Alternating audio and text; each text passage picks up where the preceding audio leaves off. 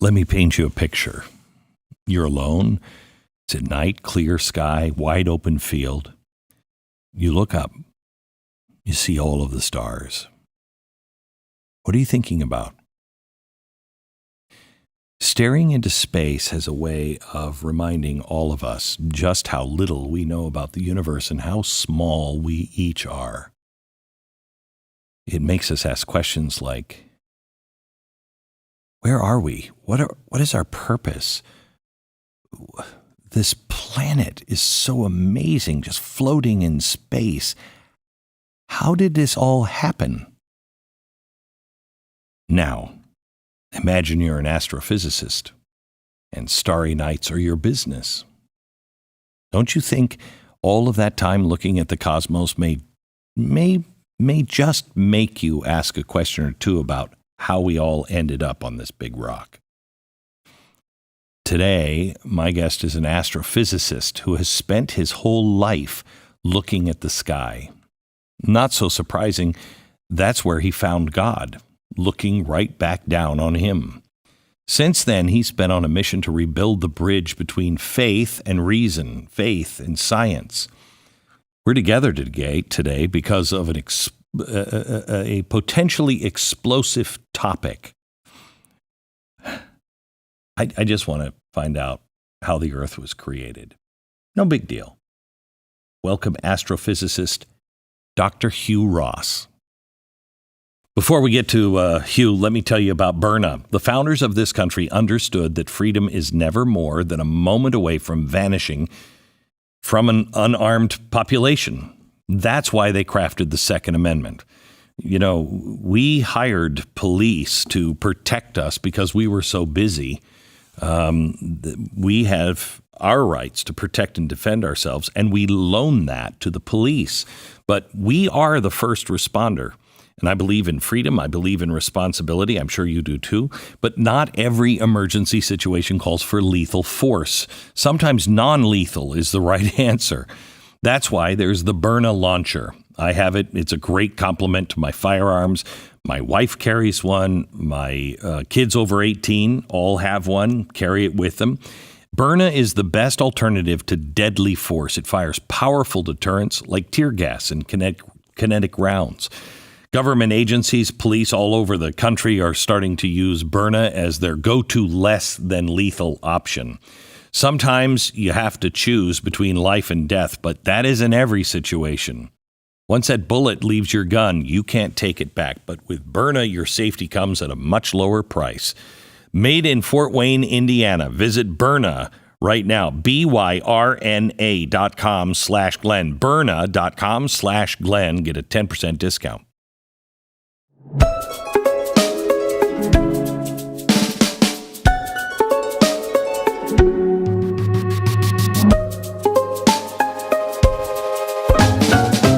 Welcome, Dr. Ross. How are you? Doing well, thank you. May I call you Hugh? Oh, yeah, definitely. Okay.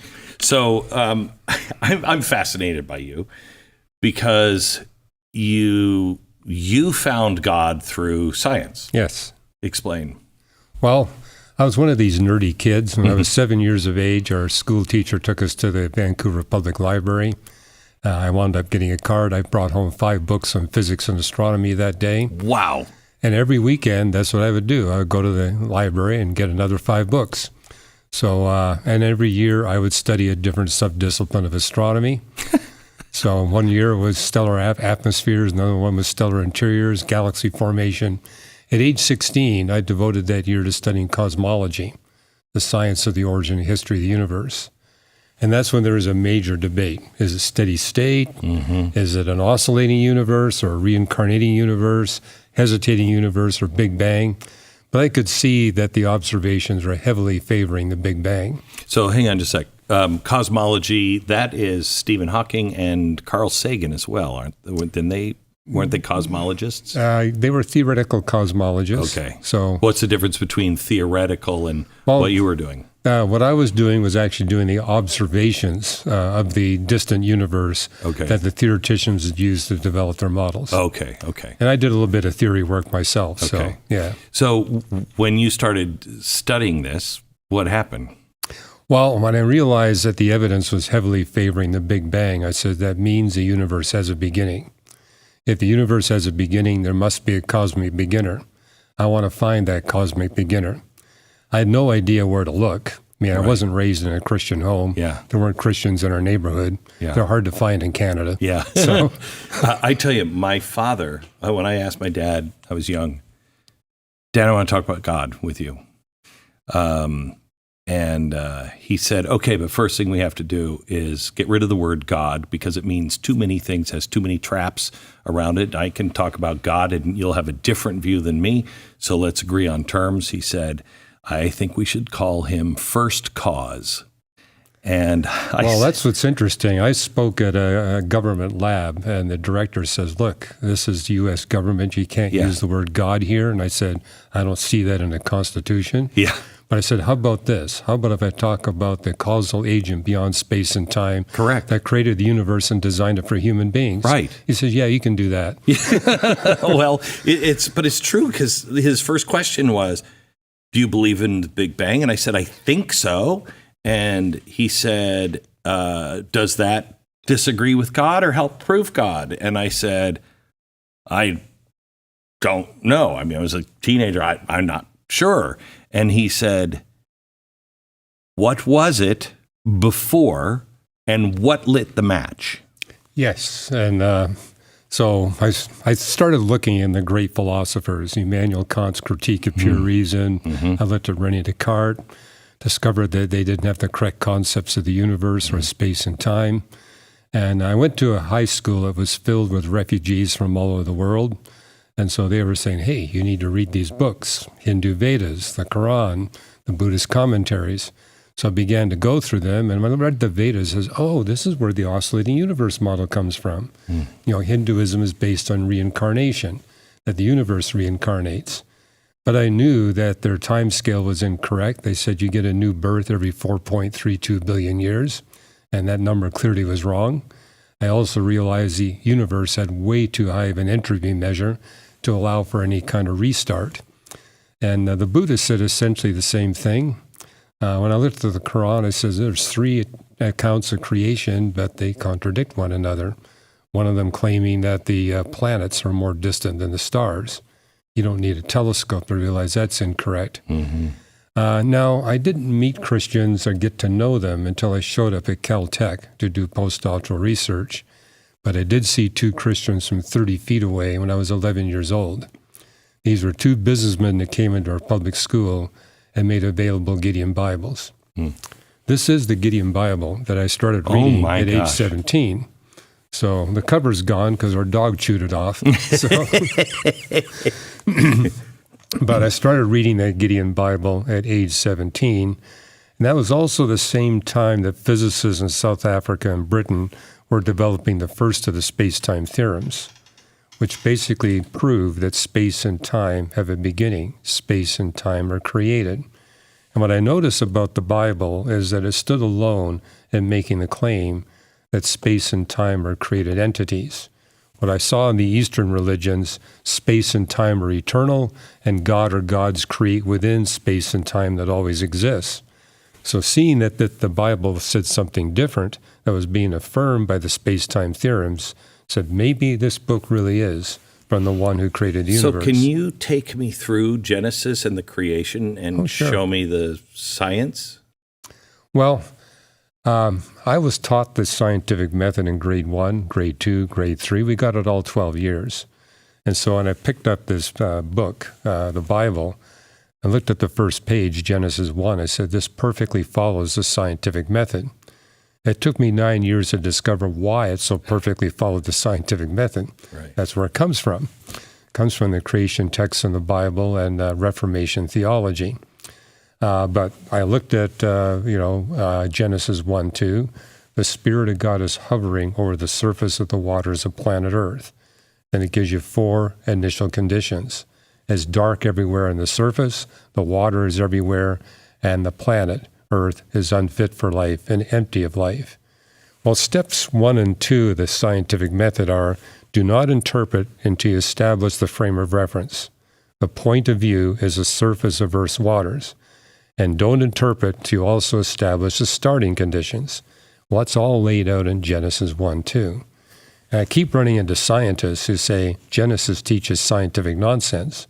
And I say, well, Galileo said the biggest mistake you can make in Bible interpretation is to get the wrong point of view. And when they say it's scientific nonsense, they think God is above the earth, looking down on the earth and telling us what he did. Instead, it's God on the surface of the earth, looking up at the clouds and telling us what he did. Makes a huge difference in how you interpret the 6 days of creation. Okay. And so, but yeah, nobody was helping me on this. I just saw this in the text and said, okay. At 18? 17. 17. Yeah. So I said, okay, creation day 1, let there be light. And I said, well, that's when the atmosphere goes from opaque to translucent. I knew enough about astronomy to realize Earth had to begin with an atmosphere 200 times thicker than it has today. An atmosphere that thick will not let any visible light through. The sun and stars existed, but there was no light on the surface of the waters of planet Earth. Day 1 is when the atmosphere was thinned out sufficiently that light could come through. And it says the Spirit of God was brooding over the surface of the waters. That implies the origin of life. So I saw life being originated at the beginning of creation day 1. And then you go into creation day 2, water above and water below. I really didn't have an idea what that meant. But when I got to the book of Job, it devotes 1.5 chapters to creation day 2 and basically describes it as God cycling water in the atmosphere above to the streams and lakes and oceans below and then back again.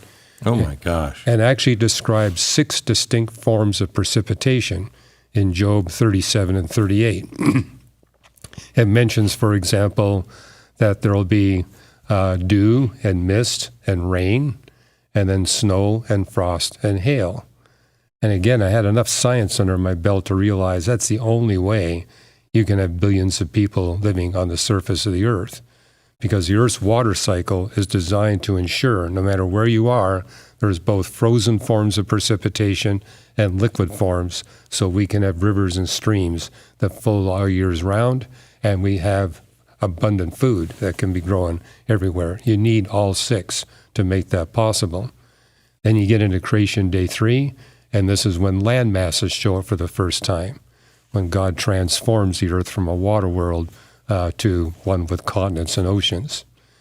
And at 19, I got to take a course on plate tectonics.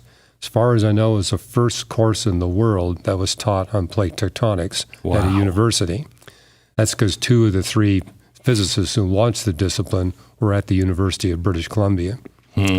Somehow I managed to get into that class as an undergraduate, and that's when they said, oh, the continents haven't always been here. It's plate tectonics that builds up the continents. And they thought it was a linear relationship from 0 to where it is today. Today we know that it takes deep oxygen cycle events to really accelerate the growth of the continental land masses. And so in 2018, they basically showed, for about the first billion years, you got nothing but water, and then plate tectonics kicks in. But at the first great oxygenation event 2.5 billion years ago, about 90% of the continental landmass forms. Wow. And so basically it shows that the more we learn about the past history of the earth, the tighter and tighter fit we get with what the Bible taught about these land masses thousands of years ago. And then it talks about vegetation on the land masses. And I've debated the executive director of the Skeptic Society 4 times in university campuses. He always jumped on Genesis no matter what we were talking about. And because he saw that as the Achilles heel of the Christian faith. So he would always say, well, the fossil record shows us we got animals before we got vegetation on the continents. I said, well, obviously, animals have skeletons and shells.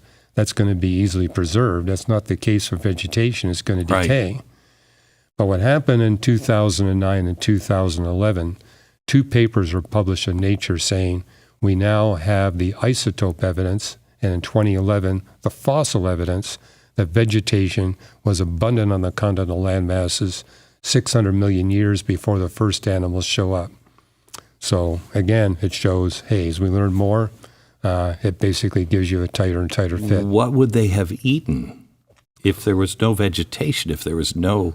Well, I think Michael Shermer was saying, yeah, there would have been vegetation in the oceans, but the biblical text says vegetation on the land masses. He said we have no fossil evidence of that. Well, we didn't during my first debate, but we do now. We do have that evidence. And then Creation Day 4 is when creatures on the surface of the earth for the first time can see the sun, moon, and stars. And we now know the second great oxygenation event turned Earth's atmosphere from a dense haze to transparent. It's oxygen that determines how transparent the atmosphere is. And so an experiment was done where they took the atmosphere of the Earth, started with less than 1% oxygen and pushed it up. Well, the second great oxygenation event, the oxygen level suddenly goes from 2% to 8% for the first time in Earth's history. That's enough to make the atmosphere transparent. Unbelievable. That's exactly the same time that the first animals appear. Animals can't function if they don't know where the sun, moon, and stars are in the sky. They need a transparent sky. But what we see in the fossil record, the very moment oxygen hit that minimum level for animals, animals suddenly appear. You go from nothing but microbial life to animals as big as 2 meters across. And then in Creation Day 5, you also have God creating the sea mammals and the birds. Only the second time it uses the word create. The word create in Hebrew, bara, is for something brand new at God's hand. And what was brand new was animals that are not just physical, but soulish, in that they have mind, will, and emotions, a capacity to form relationships with one another, their offspring. They sacrifice for the offspring. They also are endowed with a capacity to form relationships with a higher species, namely us human beings, and to serve and please us. Then you get into Creation Day 6. It doesn't talk about the first land mammals.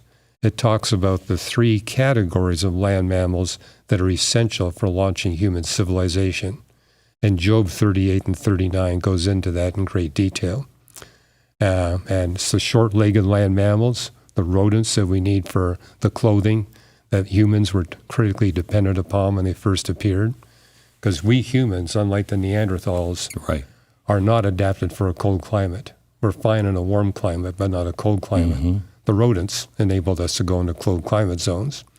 Then 2 different kinds of long-legged land mammals, those that are easy to tame, the herbivores we use for agriculture, those that are difficult to tame, the carnivores that we use for household companions. And last of all, God creates human beings, and only the third time does it use the word create.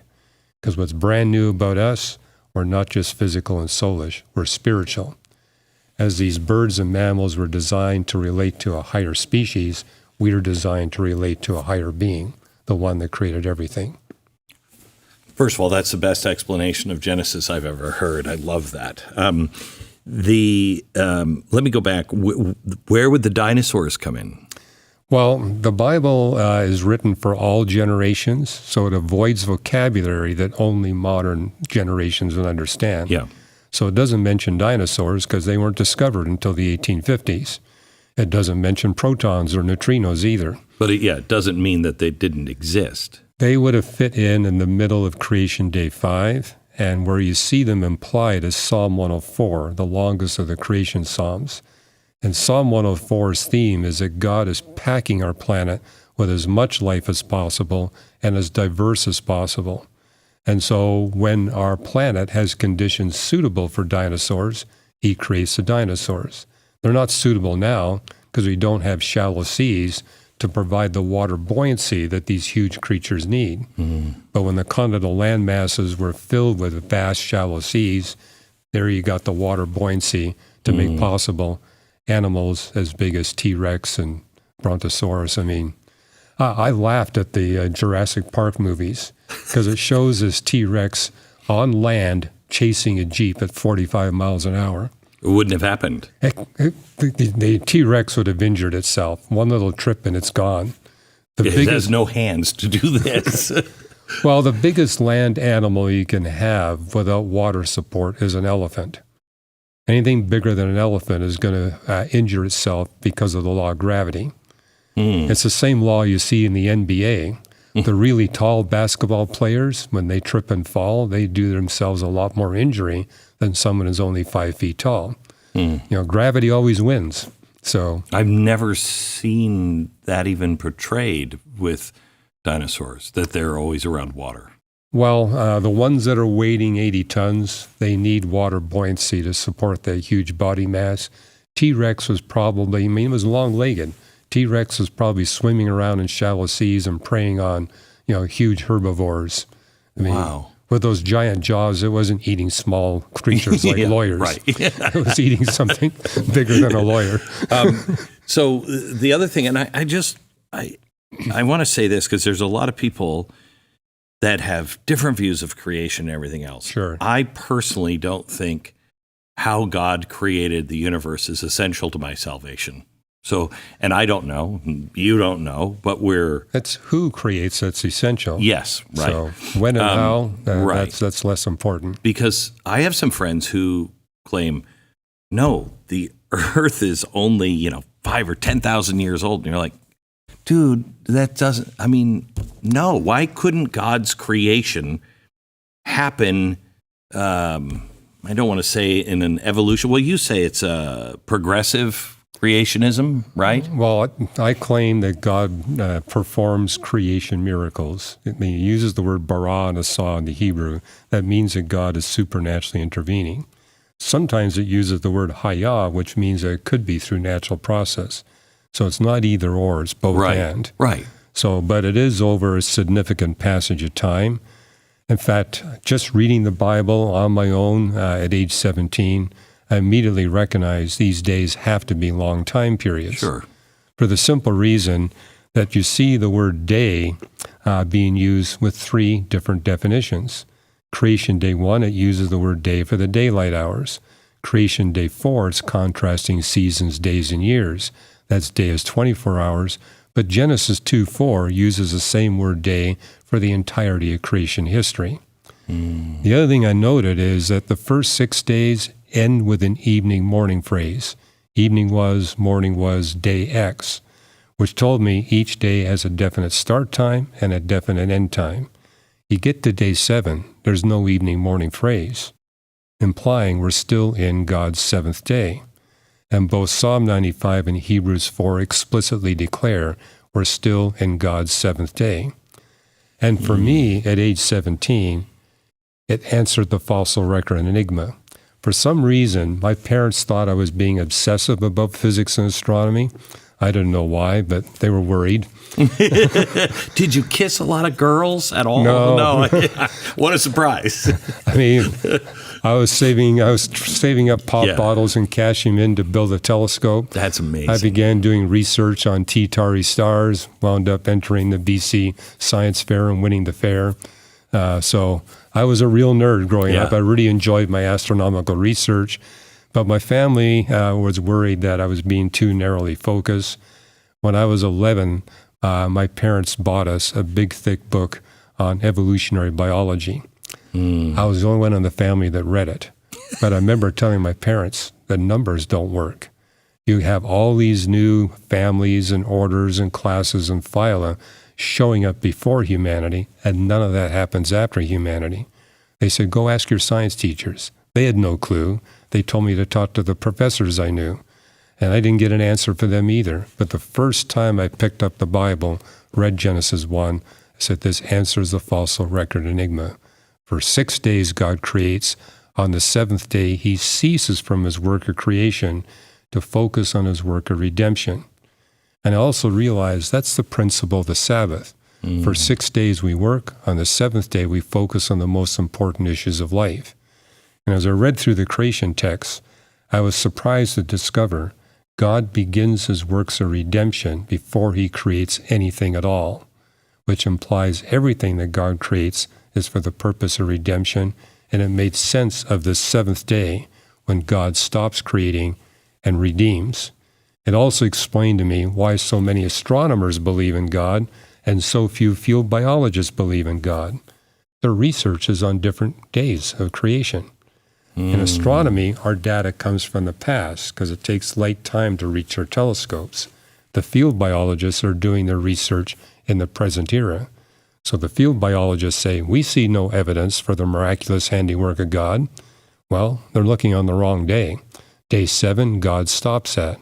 But before humanity, you got the 6 days when God. Where do you say he tips his hand that he is worried about salvation or redemption before he creates? Well, you got passages like 2 Timothy 1:9. The grace of God that we now experience was put into effect before the beginning of time. Or Titus 1:2. The hope that we share in Jesus Christ was granted to us before the beginning of time. Then you got Hebrews 11:3. The universe that we can detect did not come from that which we can detect. We can detect matter, energy, space, and time. So, and that's unique to the Bible. You won't find that in the other holy books. So it says, this book gets all the cosmology right. I mean, what astounded me in going through the creation text not only talks about a space-time beginning, it talks about how the universe expands from that space-time beginning, the stretching out of the heavens, how it happens under laws of physics that never change. And Ecclesiastes and Romans speak about one of those laws as a pervasive law of decay. And hey, if you know high school physics, that implies that the universe gets colder and colder in a highly predictable way. And astronomers have actually got measurements of the past temperature of the universe, and they perfectly fit what the Bible predicted thousands of years ago. Unbelievable. Yeah, so it gets all the science right. It predicts future science. Can you help me out with something? Because I've said this, and I don't do what you do, so probably very ineloquently. But I've said this to people who believe in evolution. Everything in our world decays. Yes. It becomes more chaotic. Right. Nothing in our world starts as chaos and ends up like this. There's no example, is there? Well, my colleague Fazal Rana, who's our staff biochemist, and I, we regularly attend Origin of Life research conferences. And it's interesting. Each successive meeting is more depressing than the previous meeting because they keep running into these intractable roadblocks. However, I think what motivates them, they do these experiments in the lab and say, hey, we're able to put some amino acids together and get a short sequence of amino acids. Maybe we're on the way to making a real protein, or they're able to come up with some way to make RNA. The problem is it takes a highly skilled team of biochemists, well-funded, with real technical equipment where they make sure we're going to ensure that there is no contaminant chemicals that would degrade the reaction. So they're using pure samples. And there's one... that would imply that there's a creator. It implies you need something smarter, yes, more intelligent, more knowledgeable, and better funded than those biochemists to do it in the first place. But they think they're making progress. And I say, yes, what you're doing in the lab is remarkable. But notice, it's only the baby steps. You can't solve the fundamental problems like how do you get all the amino acids left-handed? How do you get all the ribose sugars right-handed? That's an easy thing, that there is no naturalistic process that does that. And so, if you go to these conferences, they admit that their naturalistic explanations don't work. None of them work. Well, that would imply that there's someone, again, more intelligent than us that did it in the first place. And then you look at the fossil record. I mean, evolutionists will claim, well, how it all works, you got natural selection, mutations, gene exchange, and epigenetics. And that's going to cause species to differentiate and produce more species if you wait long enough. If you wait longer, you might get a new genus. If you wait longer, the new genera might produce a new family, and on all the way up to the phylum. The problem is when you look at things like the Avalon and Cambrian explosions of life or the mass speciation events, it's the opposite. The phyla show up first, the species show up last. It's the exact opposite of what you expect from a naturalistic perspective.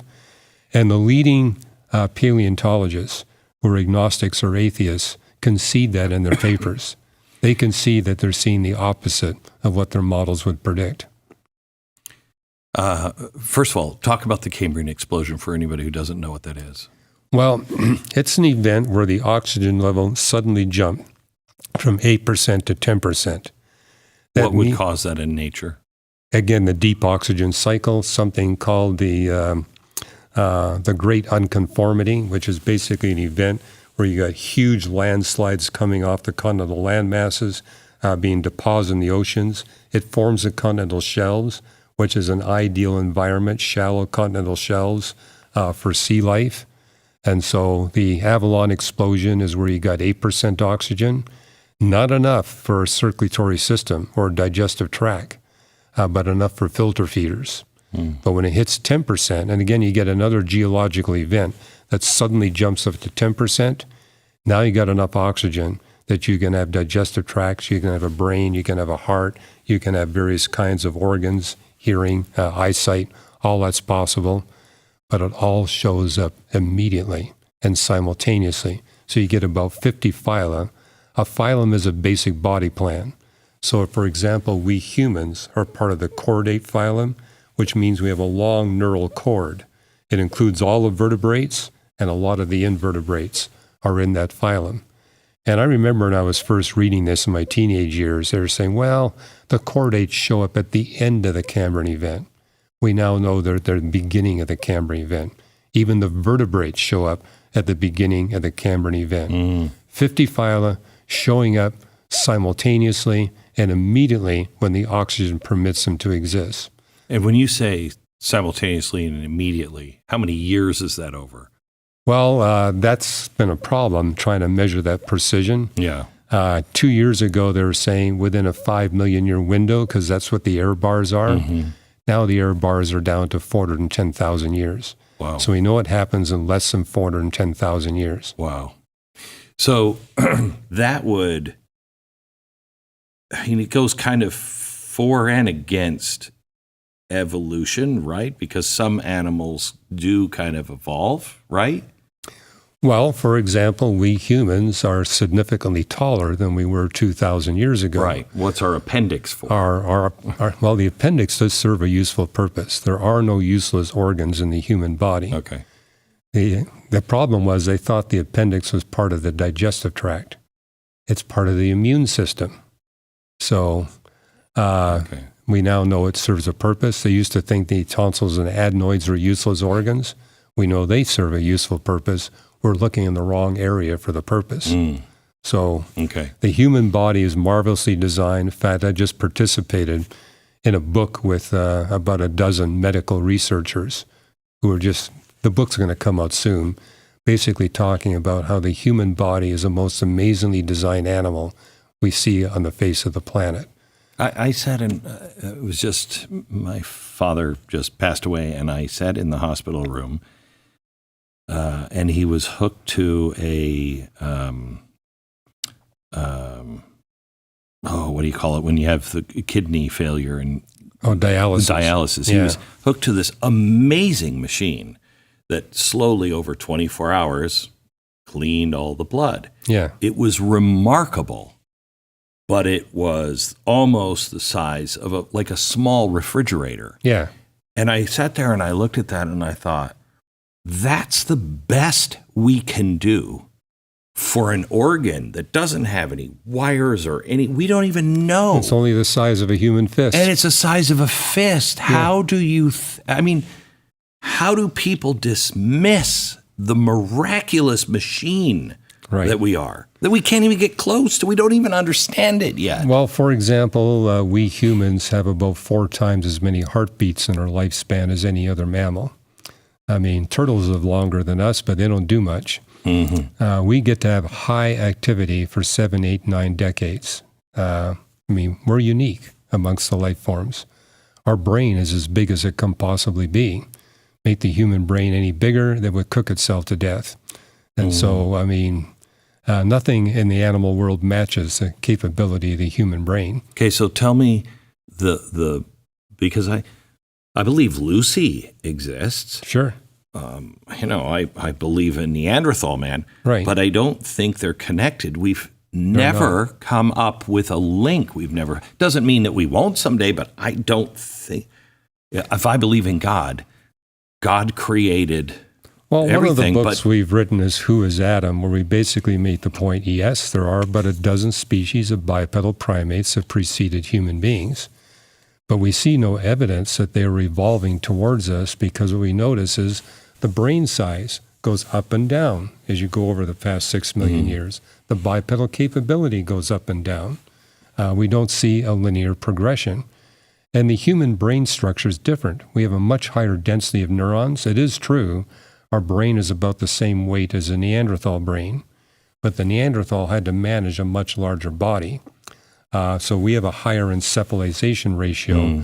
We also have a much higher density of neurons. And then the way the brain is structured is different. The Neanderthal brain is basically like a cylinder. Ours is like a basketball. It's globular. And we have a huge parietal lobe. That's a lobe that allows us to have the show. It allows us to do mathematics, philosophy, theology, symbolic capability. We alone invent symbols and use symbols to do amazing things. No other animal does that. At best, they make some claw marks on a tree, maybe, or a piece of rock. But we actually invent symbols. In mathematics, we keep inventing symbols to help us do our calculations. Alphabets. That's what's unique about human beings. But it's our anatomy that makes it possible. In fact, one of the talks I give is how God designed us all to be thinkaholics. We're all capable of thinking nonstop throughout our whole life. No other animal can do that. The Neanderthals couldn't do that. Only we humans were capable of doing that. So let me play devil's advocate here and just say, everybody says that dolphins are wildly intelligent animals, and they don't do the alphabet because they don't have hands. Well, they are intelligent, but they're not the most intelligent non-human animal. Darwin claimed that the most intelligent non-human animal was a chimpanzee because it looks the closest like us. Right. And he also said to his colleagues, prove me wrong by doing field experiments. It took 150 years before any scientists actually did what Darwin recommended. Wow. But the paper that was published had an interesting title, Darwin's Mistake, because experiments show that the smartest non-human animals are Caledonian crows and ravens. They far outperform the intellectual capability of any of the apes. Chimpanzees can do a one-step tool use. These birds can do 8 steps, and they do it without any training. You can go on YouTube and watch video clips of what these... They're Caledonian ravens? Caledonian crows and ravens, incredibly smart animals. What we now notice is they have a brain structure that's similar to the human brain structure, and very different from what you see in chimpanzees and gorillas and orangutans. So when you call somebody a bird brain, you're actually giving them a compliment. Let me go back to the Big Bang for a second, because the Big Bang was originally something that was meant as an insult, right? Well, it was Fred Hoyle that coined the term Big Bang as a way of deriding the Big Bang. He was promoting the steady state theory. He didn't like Big Bang cosmology. He didn't like the theology behind it. He was well aware that it had a biblical connection. So he said, we got to get rid of this. So wait, say that again, because I don't think anybody knows that it had a biblical. Well, the very first time the Big Bang was proposed in the 1920s, you had people like Sir Arthur Eddington saying, this is philosophically repugnant. We have a beginning to the universe. I don't like that. And so what you saw in the early part of the 20th century. It goes back to first cause. It goes back to the first cause, and it talks about space and time having a beginning, just like the Bible teaches. And so because it spoke of this being beyond the universe, they said, we got to get rid of this. But over the course of the 20th century, the evidence just got stronger and stronger and stronger that the Big Bang model indeed describes the origin and history of the universe. So how was it taken as proof from the original people saying, I reject this, scientists, I reject this because it's a God model, to no. Well, one thing they didn't like is that it made the universe too young. It made the universe only billions of years old. And the astronomers in the early part of the 20th century recognized if it's only billions, we can't save Charles Darwin's theory. That theory needs a lot more time than just billions of years. In fact, in the early part of the 20th century, you had astronomers like Sir James Jeans saying the stars are able to burn for trillions of years. So the universe must be quadrillions of years old, and with quadrillions, maybe we can save Charles Darwin. But what happened in 1956 is astronomers actually figured out how elements are fused inside stars. And that's when they realized, it's only billions. It's not quadrillions. The universe is a lot younger than we thought. And yes, that's bad news for evolutionary biology, but hey, that's what the universe tells us. And yet there are now people who believe the Bible who say, I guess, that it's all wrong, that it's only 5 or however many thousand years old. I know a lot of young Earth creationists. I debate them frequently on podcasts like this. And I point out, notice how frequently the Bible says the laws of physics don't change.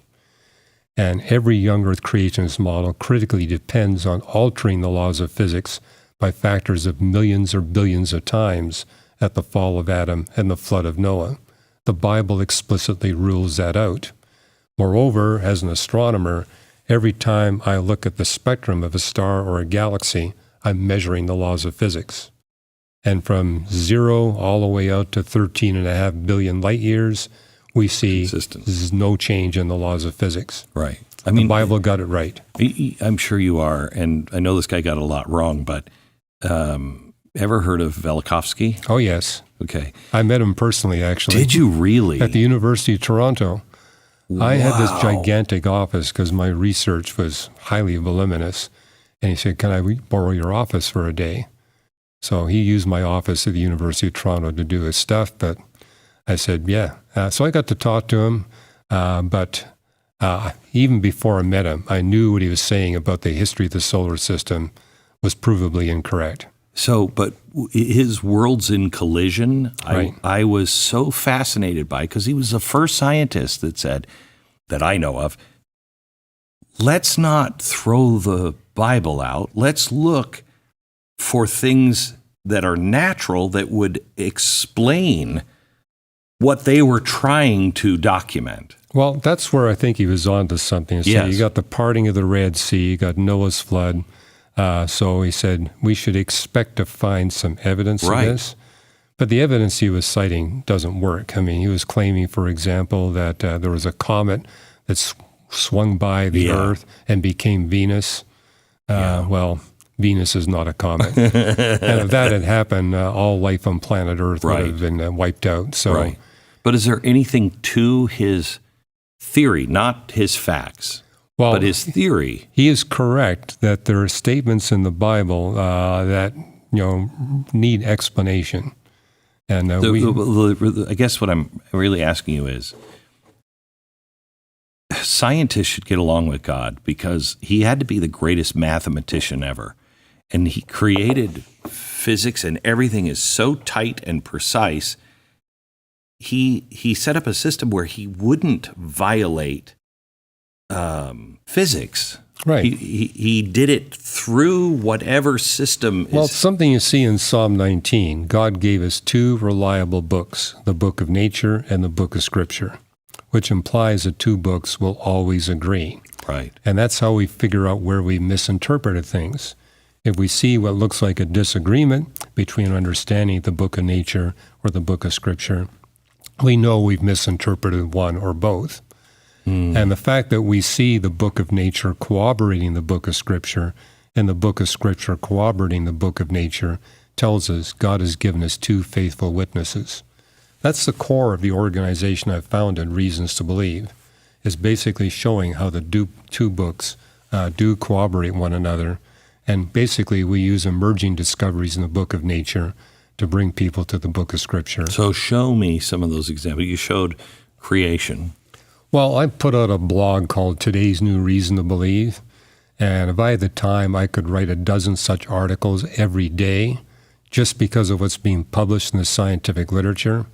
But basically, I pick the highlights and say, look, The principle we see in Job and Psalms is demonstrable. The more we learn about nature, the more evidence we'll uncover for the supernatural handiwork of God. And the fact that we can document that on a daily basis from the scientific literature. And so I tell skeptics on university campuses, if you're not persuaded today, wait 1 month. See how much stronger the evidence becomes. And as you see it mounting at that dramatic of a rate, perhaps you need to seriously consider what the Bible says you need to do about your life. More with Hugh in just a second. I mean, he's fascinating. And obviously, science is something that I love, but he understands it, and it's all math.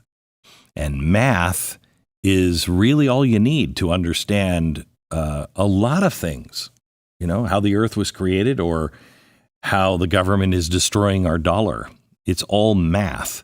When you print money like it's going out of style to the tune of $1 trillion every 100 days, that's what we're borrowing and printing right now. There comes a time when it all breaks down because the numbers are too big and nobody wants to loan you that money, and now you have to pay it back. May I suggest that before it all goes to hell in a handbasket, you start saving and protect some of your hard-earned savings with an asset you can trust, and that's gold.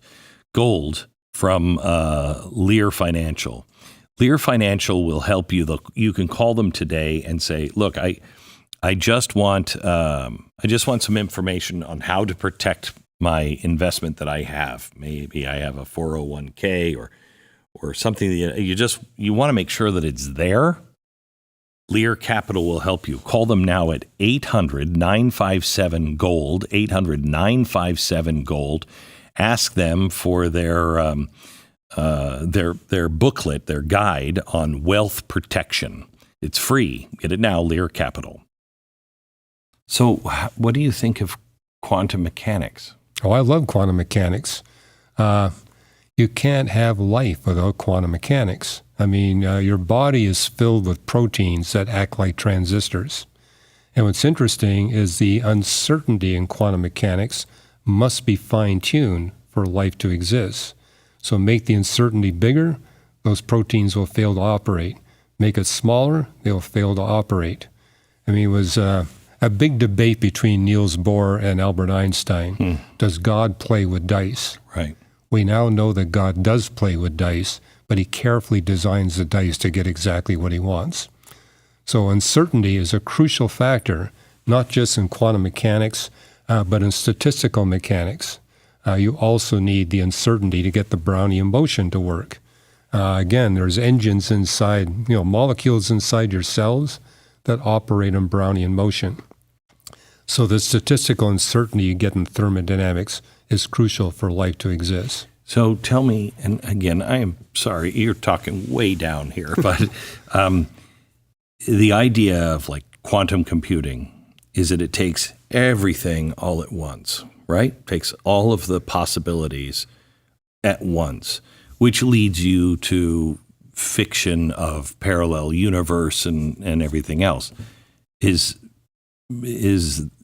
any of that real? Well, the thing about quantum computing is you have to deal with the quantum uncertainties that are involved.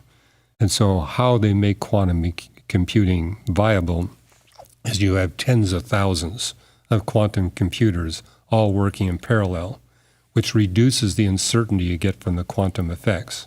So yeah, Heisenberg's uncertainty principle, we have to take that into account. And our human brain basically is a huge parallel processor. And so, yeah, there's a goal.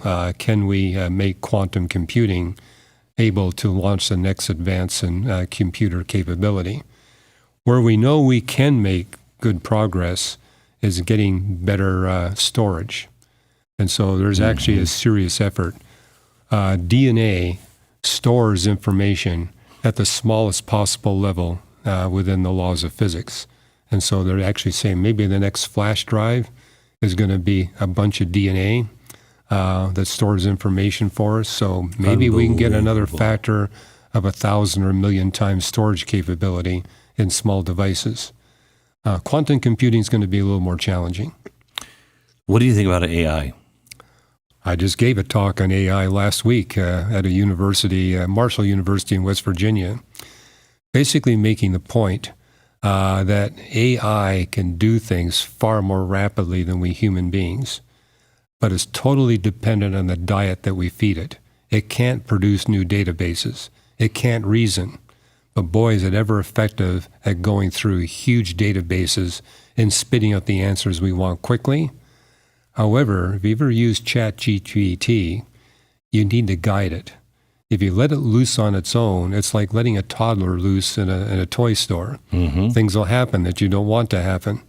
But if you appropriately guide it, you can get really good results. I mean, it can write a 40-page review paper in 15 seconds. No human's capable of that. No. ChatGPT can do that, but you really need to be careful what it's analyzing. And so I love what ChatGPT does right now. Do you like the answer I gave you? And if you say no, it'll take a different algorithm path, try to give you what you want. But it works even better if you say, narrow your search to here. Mm-hmm. And what you need to do is help the AI system not to go off on tangents. So what do you think, though, that, I mean, the AI scientists and creators are now saying that, well, that's because it's young, it's like a child, and it will start to learn. It will get better. Right. But it's always going to be dependent on the databases you feed it. It cannot produce brand new databases, and it can't reason. It can copy your reasoning steps. There's a much bigger AI system called Minerva, and all they feed it is math textbooks and math papers and examples of the solutions of math problems. But here's how well it does in grade 9 algebra problems. It gets 50% correct. This system is 3 times bigger than ChatGPT. Why? Well, because it can't reason. Now, what they've done to try to see, ChatGPT gets 26% on freshman algebra tests. Mm-hmm. Minerva, it does much better, 50%. The reason why it does much better, it's not distracted. It's only analyzing mathematical databases. Narrow AI. And basically, it's being fed, hey, here's some sample algebra problems. Here are all the reasoning steps. So it's basically copying these reasoning steps and integrating to see what typically works best on these problems. That's why it gets 50%. But a grade 9 algebra student gets 50%. That's a failure. Right. So have you ever read Age of Spiritual Machines by Ray Kurzweil? No, I haven't. Okay. Yeah. So you wouldn't agree. You wouldn't agree on a lot. Oh, I'm familiar with this stuff. Yeah. So he wrote this back in the 90s, and it fascinated me because I think we are playing God. I think we think we're God, and we're playing God, and we have no idea what we're doing. Well, one of the problems with AI is you got people thinking we can duplicate human consciousness. That's because they think human consciousness is purely physical. I got 50 books in my library written by people trying to come up with the origin of human consciousness. What they all have in common is they end up by saying, we don't have a clue. Right. So it's because they're looking in the wrong area. The Bible tells us our mind and our consciousness is not physics, it's not chemistry, it's not biology. There's something non-physical that controls our brain. I like to think of our brain as like a computer interface. It's something our consciousness uses to be able to communicate with the physical world. I've watched people undergoing severe dementia in the latter years of their life. You can see the conscious person struggling to communicate. Yes. And frustrated that they can't. Yes. The interface is not working. The physical interface is failing them, but it doesn't mean the consciousness is gone. It's there. Ray believes that, he's collected all the information on his father, everything he can. I really believe he's kind of a modern-day Frankenstein in a way. He believes he can recreate his father, at least the intelligence and the intellect, he believes, of his father. And he told me one time, there won't be any death after 2030 because we'll be able to download you. And I've said to him, but that's not life, Ray. That's that's a copy of how I think and what I know, but that's not me. You can download the information storage that you've accumulated Correct. in your brain. That's feasible. The conscious, no. Right. Because the conscious isn't physical. And part of that is, I've been pondering that ever since we had this conversation of what one of the things that makes me nervous about AI is if we start treating it as alive, it doesn't have, my life changed because of a spiritual connection. Right. I would have gone off the path. What keeps me on the path of positive growth and everything else is a spiritual connection, a healthy fear of God, an understanding that we are all connected on things that science can't prove. So if he collects everything that I am and then puts me up and says, well, here's your grandpa, and grandpa never died, I feel like grandpa would become a monster after a while because it wouldn't take in any of the spiritual guidance that you get. Does that make sense to you? It does, and I would say science has a way of actually proving that because the space-time theorems tell us there's a causal agent beyond space-time, matter, and energy. So yes, there is something that does transcend physics, chemistry, and biology. So if God is in that spirit realm, why can't we be in that spirit realm, especially when the Bible explicitly tells us so? I mean, you got the proof of the resurrection of Jesus from the dead. You had people coming back from the dead. You got near-death experiences. I mean, there's a lot of evidence that there is something beyond this physical realm. And it tells us in the Bible in Ecclesiastes, eternity is written on the heart of every human being. You know, I debate atheist physicists on university campuses, and yet they all claim they've got ultimate purpose and destiny. And I say, well, if the realm is purely materialistic, you don't. I debated the particle physicist Victor Stenger at Caltech at the International Skeptics Society. I talked to them afterwards because they gave him the last word at the debate. And when he told the audience, remember one thing, you are all cold nothing. So I talked to him afterwards and said, you're the only honest atheist scientist who's been at this conference. The rest of them are claiming they got purpose, they got destiny, they got meaning. You're saying all that is untrue. And he says, yes, I agree with you. If there is no God, then indeed we're no better off than a rock or a piece of dust. But nobody really believes that. And the fact that we see this, even in the hearts of, very intelligent atheists, that there is some ultimate purpose and destiny, tells us there is a realm beyond the physical. This is what I think this is, darkness has always been in the heart of man, and man's inhumanity, man, is not new. But Darwin codified the follow the science, not science, follow the science. Right. And he codified subspecies of humans. We had racism, but then he said, science, there is the preservation of favored races. And with that is born eugenics. And when you don't have a God, and your God is science, and you think that there's no meaning for people, that we can make better people, and there's no you end up doing horrific you don't value things. Your fellow man. There's no value. Yeah.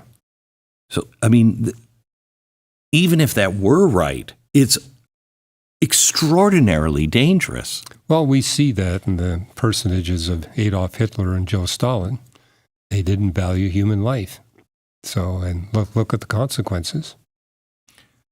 Are we repeating the same story over and over again? Because you look at what we went through in the turn of the 20th century with science. Now I feel like we have all the tools that they were hoping they could find. We have all of these tools now at our disposal to do all kinds of things to make the perfect species in their mind. Well, we actually have the technology today to, we can make artificial limbs. Correct. That the mind can control. It's like having a real limb.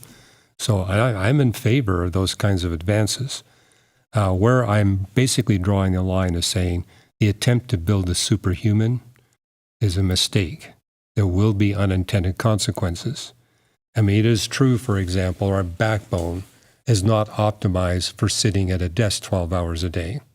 But our backbone was designed so that we could run, we could walk, we could stand, we could sit, we can sleep, all for long periods of time, which means the backbone has to be compromised to some extent for one of those activities, because God designed it for multiple activities. It'd be easy for people to say, hey, we can improve the human body here and ignore the fact that it damages the human body in other areas. And you see that. You take drugs. You take any kind of drug that will help you. Right. It's a chain of events that what's destroy happening elsewhere. On university campuses, they now have what are called intellectual steroids. They're pills that you can take that really enhance your memory and allow you to do phenomenally well on college exams. Wow, I'd like some of those. Well, there are consequences. It works well for people who have a damaged memory. It'll help them recover their memory. But if you give it to a healthy person, now they're no longer able to forget. And not being able to forget is damaging. They're not able to forget. They're not able to forget. Moreover, they lose their ability to emotionally connect. And so it's people saying, hey, look how much better I do on this test at the college. And then they discover for the next 10 years, they have significant social handicaps. So we're trying to improve on what God did. And whenever we do that, we find out, hey. Yeah, I gotta tell you, I feel bad for the people who have perfect recollection. I think that's what hell is. Perfect recollection of everything you've done wrong. Well, there is a pain. genetic disorder where people can't forget. They don't do well. They don't do well. I mean, they're always thinking concretely, never abstractly. They have a hard time analyzing figures of speech. They come back, you give them a date, they come back and they're reliving the emotion of that day as if it's happening because it's perfect. But you know what? They make phenomenal journalists because they don't have to take notes. So let's let me go on AI. What happens to us? How do we judge? Because there are already people who are saying this. ChatGPT, I mean, it's a sentient being. No, it's not. It's not. But we're getting so good at tricking humans. I see a time where... Well, they're actually thinking of passing a law that when you engage an AI system, the AI system has to tell you in advance that it's AI and not a human being. And it's all based on the fact that they've designed an AI system to do Rogerian therapy.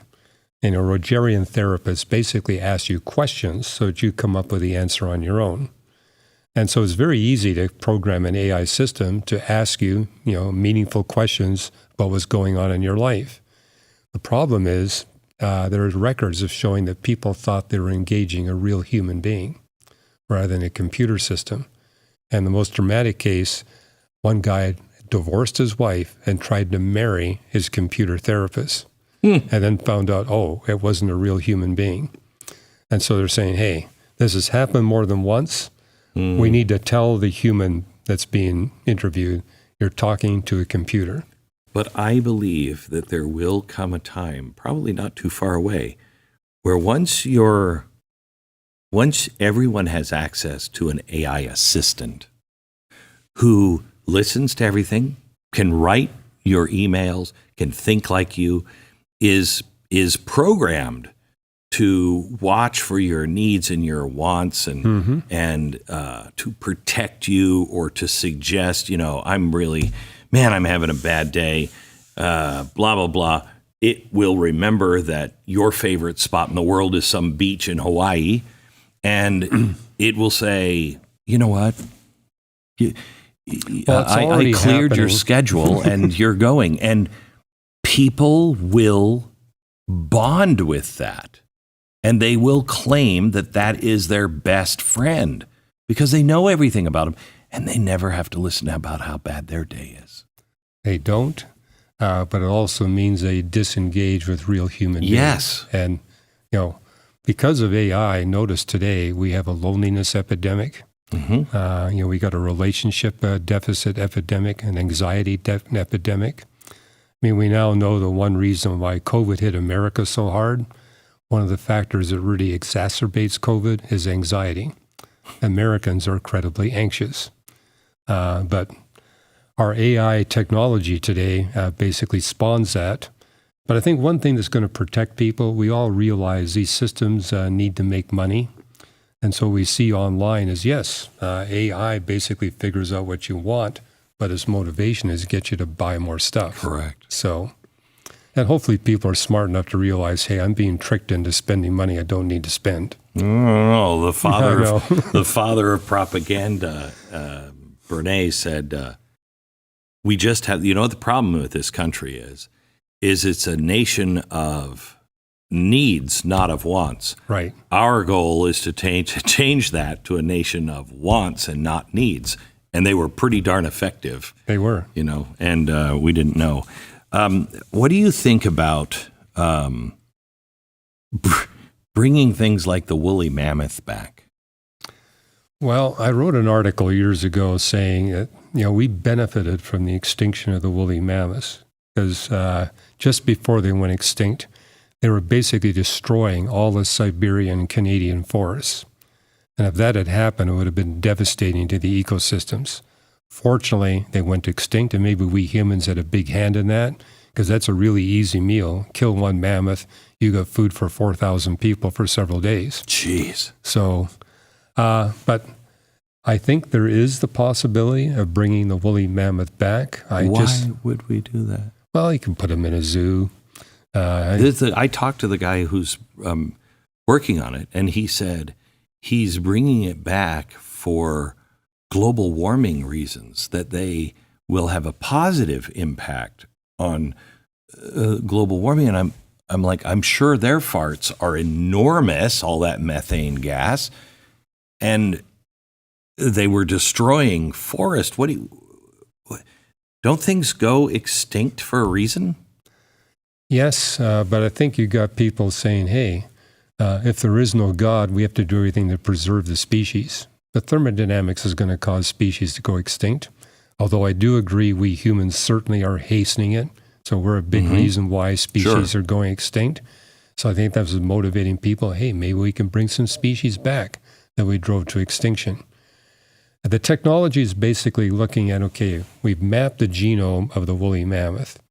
Maybe we can alter the egg of an elephant so that it has the embryo of a woolly mammoth and have the elephant give birth to the woolly mammoth.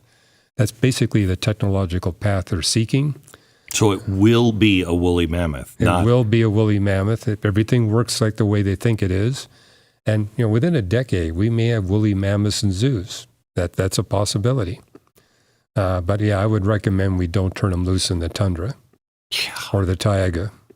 I hate to bring it to this, but does anybody watch Jurassic Park? That will completely change everything. It will. Jurassic Park is a bit of a stretch. Right. The woolly mammoth, they were running around just 3,000 years ago, so they haven't been extinct that long. And because they've been flash frozen in various ice regions of Canada, we've been able to recover the genome and get an accurate picture of that. That's hard to do once you get into the millions of years ago. How were they flash frozen? They had buttercups in their stomachs. Yes. They? Well, my father grew up in Alberta, and they have these Chinooks where within 1 or 2 hours, the temperature rises by 80 to 100 degrees. You also got the reverse Chinook, where the temperature drops by 80 to 100 degrees in an hour or two. Oh my gosh. And when it drops that fast, you're basically flash freezing live animals in place to such a degree that there are occasions when the Canadian government serves mammoth meat at their state dinners because the meat is still good to eat. You've got to be kidding me. It takes a special invitation to get to one of those dinners. I'm sure it does. And I don't know if I would want to. Wonder what it tastes like. Probably chicken. Do you believe in extraterrestrial life? Well, that's something that Christians have been debating for 2,000 years. Because you look at Psalm 104, it's like God seems to really enjoy creating. Why would he stop on one planet? What a waste of space, as Sagan said. Yeah, what a waste of space. And I had Sagan as a professor when I was at the University of Toronto. Did you really? Well, you know what was fun about that? He kept saying the only hope for humanity is we tune our telescopes towards these distant planets. And maybe we can find an intelligent civilization. And surely they've written a book that will solve all the problems that we humans face. He called it the Encyclopedia Galactica. Well, I think I was the only Christian in the room, but I said, don't we already have an Encyclopedia Galactica? And isn't Carl's problem that he's not willing to read it? He overheard me. Oh, boy. And he says, I know about that book. Nobody can live up to its moral standard. It's like, but that's the point of the book. Right. No one can live up to its moral standard. We need God's help to be able to pull that off. That's what's unique about the Christian faith. Wow. So, but so there's a major effort. Let's see if we can find, even today, SETI, the Search for Extraterrestrial Intelligent Life. And there are passages in the Bible that say we're probably alone because we notice in the Gospels, Jesus frequently refused to perform miracles, which implies he only performs those miracles that are necessary to achieve his purpose. And there are theologians who argue God only needs one planet. As an astronomer, I can tell you, unless you have a universe with 2 trillion galaxies, where that makes up only 0.25% of the totality of the universe, that's what it takes to get one planet. So if God wanted one planet on which if he does play dice. Yeah. We're really talking about God having to create a universe of a huge size. So it's not a waste of space. The universe's mass must be exactly what it is to get the periodic table of elements. And without all those elements, you can't have life and you can't have advanced civilization. So we're here because of how precisely tuned the mass of the universe was and its age was to make all this possible. But I can share this with you from an astronomical perspective. Everywhere we look beyond Earth, we see conditions that are very hostile to the existence of advanced life and maybe any life at all. However, having said that, I've been on public record since the 1980s. We will find the remains of life on almost every solar system body. Because it started and died out. No, because Earth has been exporting microbes for billions of years. Every time a meteorite strikes the Earth of sufficient size, you get microbes traveling through interplanetary space. Wow. But I have friends who've calculated how much Earth's soil exists on the surface of the moon. 20,000 kilograms for every 100 square kilometers. There's a lot of Earth's soil on the moon. Wow. 1 ton of Earth's soil has 100 quadrillion microbes in it. And I actually spoke at NASA Houston saying, we got to go back to the moon. We don't need to send people, we can do it with machines, but we need to go with a different mission. Not to recover pristine lunar rocks, but to recover that Earth-transported soil. Because we'll be able to solve the origin of life problem. Because Earth's geology has destroyed the fossils of Earth's first life. But the moon is geologically inactive. The fossils of Earth's first life are in pristine form on the surface of the moon. We can go there and figure out who got the origin of life model right, the theists or the atheists. And how I closed that message, says, this is a no-brainer. Last time I checked, atheists and theists made up 100% of the U.S. taxpayer base. Wow. So yeah, NASA could actually determine, hey, did the theists get it right or did the atheists get it right? We can find out. Why is the dark side of the moon so important? It's very important, especially, I'm a radio astronomer. It's especially important because radio pollution on the Earth is huge. Silent. It's like a giant hole of silence, right? So if we go to the back side of the moon, it blocks out all the radio noise from the Earth. In fact, there's a mission in 2026 to put 4 radio telescopes on the back side of the moon. Like the SETI-sized telescopes? Big ones? No, these would be little small ones. because what they're realizing is the ionosphere and the atmosphere of the Earth permits extremely low frequency radio observations. But if we go to the backside of the moon, there's no ionosphere, there's no atmosphere, so we can actually make measurements at 100 meters of wavelength. And that wavelength is crucial to understanding the physics of the firstborn stars in the universe. So that mission is scheduled for 2026, and they're going to robotically assemble the radio telescopes on the backside of the moon. And I wrote an article basically saying we need to protect the backside of the moon, because there's people who want to send up hundreds of satellites orbiting the moon. If they do that, they wreck it. Yeah. So if they're should going get the Sierra Club on that one. Yeah. That's a good mission for the Sierra Club. It would be. Protect the moon. I can't thank you enough for coming in and talking to me and giving a different look at faith. I have never understood why science, reason, and faith are at war with each other. Well, the war isn't as intense as people think. I mean, there's a lot of believers in God on university campuses and research facilities. I mean, there was a philosopher back in 1916 who said, with the advance of science, they're going to see an exponential decline in scientists who believe in God and an afterlife. Well, they redid the survey 80 years later. They got the same percentages. Really? About 45% of research scientists believe in God and an afterlife. That's higher than I thought it was. Well, it's especially high amongst research mathematicians. There it's over 80%. What you see in math, there's an elegance and a beauty and a symmetry in math that tells us the one who set up all that math likewise must really enjoy beauty and symmetry and elegance. Right. So, and a lot of astronomers are believers in God. Now, where you do see a very low percentage is in the social sciences. So sociologists, cultural anthropologists. Yeah. But it's because the data doesn't constrain them like it does in chemistry and physics and astronomy. I mean, if you got enormous error bars, you got lots of room to speculate. But if the error bars are tiny, it basically forces you to certain conclusions. Love talking to you. Will you come back sometime? Oh, yeah. Thank you. This is great. Thank you.